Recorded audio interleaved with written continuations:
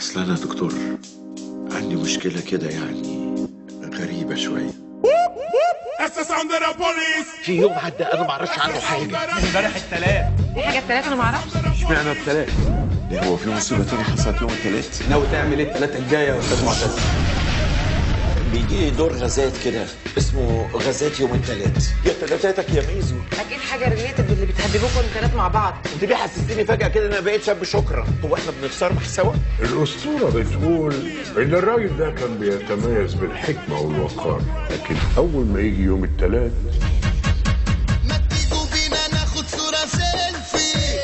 تعالوا بينا ناخد صورة سيلفي. يلا بينا نعمل كده كله معانا يضحك كده وانت بوشك تعمل كده نقول بطيخ. احنا هنا فين؟ 你个懒，你说什么我说，你啥时候你们能不能听听？ انت بتتكلم ولا بتغرغر؟ كلمة سر ما اعرفهاش. هقول لك كلمة سر، الشرطة في خدمة انت لعبت فيها؟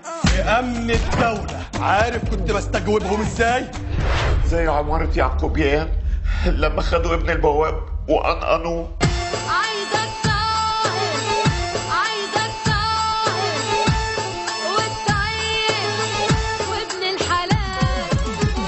ده الفرح بتاع سعادتك. ايه ده؟ طب ودي مين دي؟ دي العروسه بتاعتك. ودي ايه اللي على الراس؟ كنت متخيله ان انا هيجي اخلص ورقه نفس اليوم. ازاي نفس اليوم؟ ده اسمه الشهر العقاري، كانوا سموه بقى نفس اليوم العقاري. زي دي ممكن تتجوز عمرو دياب عادي، ايه اللي يخليها تبص لواحد زيك؟ اول ما شفتها فكرتني بيك. يعني ده شبه ايه؟ يلا قول لي حاسس بايه؟ حاسس بمصيبه جايه لي. بتجيلك يوم ايه في الشهر؟ مين ياض اللي بتجيلي يومين في الشهر؟ من زمان وانا نفسي في واحده فيها ريحه الشوارع.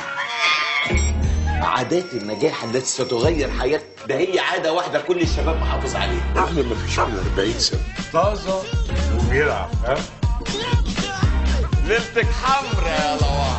اول مره اشوفك يوم تلات. استاذ احمد زكي عنده مشكله في التلات. ايه اللي بيحصل يوم التلات؟